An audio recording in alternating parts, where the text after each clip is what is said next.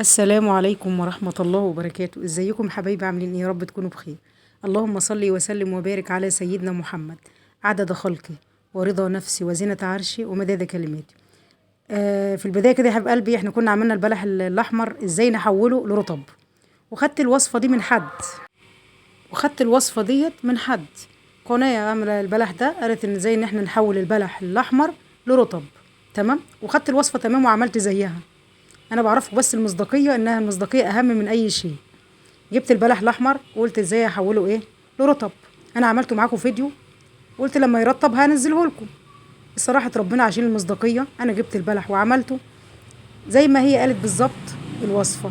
تمام، وجبت البلح وحطيت عليه زي ما هي قالت بالظبط. ان هو يرطب، استنى بقى ايه اللي هو يرطب يوم واتنين وتلاته مفيش، مش عايز يرطب. يعني يا جماعه انا عايزه اوضح لكم الموضوع، ان مش اي حاجه تعملوها من غير ما تتاكدوا منها. هي معلومة مش سليمة، يعني معلومة مش صح. تمام، وقعد البلح 48 ساعة وأكتر، داخل في 3 أيام. لا شفت رطب ولا رطب ولا أي حاجة. تمام، أنا كان ممكن أقول لكم رطب إزاي بقى، إن أنا أشتري بلح مرطب وأقول لكم البلح الأحمر رطب، بس أنا عشان المصداقية وعلشان أنتم متابعين وإخواتي بقول لكم كل حاجة بصراحة، والصراحة بتبقى راحة ساعات.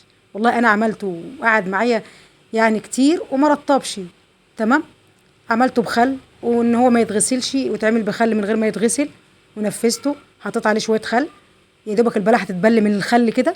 ورحت جايه حطاه في كيسه بتاع التخزين وشيلته ولفيته في الفوطه زي ما انتم كنتوا شايفين كده. الفيديو اللي قبليه هتلاقوه انا عملت الوصفه دي فيه. بس صراحه ربنا انصحكم بلاش الوصفه دي تعملوها، لان الوصفه ديت مش ناجحه.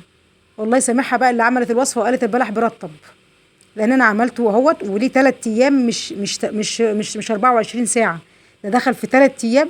استنظر البلح يرطب؟ مفيش يرطب ولا رطب اصلا. فالمصداقيه اهم من كل شيء. انا بقول لكم اعملوا لايك، صلوا على النبي كده. 3 ايام زي ما بقول لكم، والله العظيم دخل 3 يوم هو تقريبا. لان لو بصيتوا في الفيديو اللي قبليه هتلاقي الفيديو اللي قبليه دخل في 3 ايام. تمام، وما رطبش. اه، زي ما انتم شايفين فانا بقول لكم 3 ايام، يعني قعد 3 ايام ما رطبش. فالمصداقية أهم من كل شيء. أنا بقول لكم عشان ما تعملوش الوصفة دي خالص. تمام. تمام، أنا في وصفة تانية إن شاء الله أعملها لكم، هي دي اللي جربتها. أنا كنت بس أعمل دي، قلت أجرب ديت فلقيتها مش شغالة معايا. فإن شاء الله أقول لكم وصفة حلوة أحسن من ديت بإذن الله. حبايبي كده ما تنسوش اللايك، وادعوا لأمواتنا بالرحمة، وادعوا لموتانا بالشفاء. ادعوا لأمواتنا بالرحمة، والمرضانا بالشفاء، سوري، مرضانا بالشفاء وأمواتنا بالرحمة. وتصلوا على النبي كده وتحطوا اللايك. الله يبارك لكم، شكرا لكم حبايبي وكل متابعين. دي بقى كدبت كدبت ما شاء الله، الله اكبر. يلا بقى، الحمد لله احنا بنجرب في حاجه صغيره. يعني احنا ممكن نجرب في كميه والكميه دي تبوظ مننا.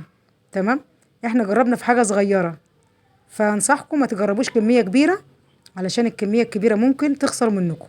انا تقريبا مجربه في نص كيلو بلح. تمام، وهو بدأ ان هو يضرب وبوظ ومرطبش.